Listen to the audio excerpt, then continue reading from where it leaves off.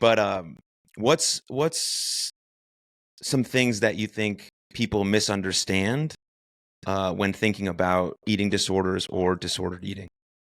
Mm, that's a really good question. I think probably the biggest thing that people misunderstand is, I guess, maybe some of those stereotypes around eating disorders and disordered eating.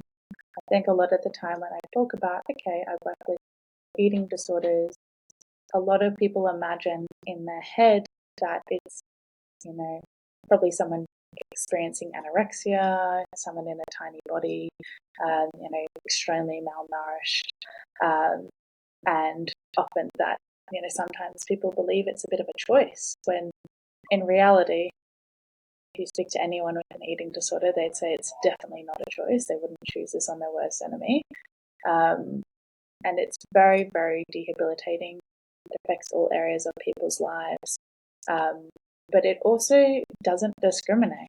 Eating disorders can affect any body size, any gender, any race, ethnicity.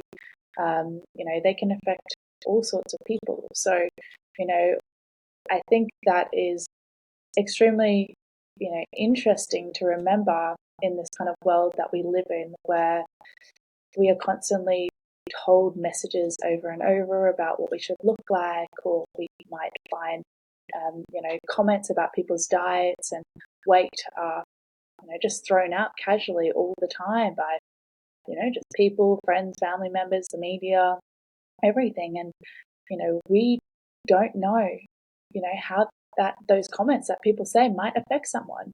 You know, something that might just be like an offhanded comment, often sometimes stays with that person for the rest of their life.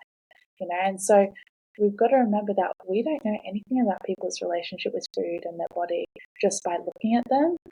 They might be, experiencing an eating disorder for all we know, because they're anyone, any shape or size can have one.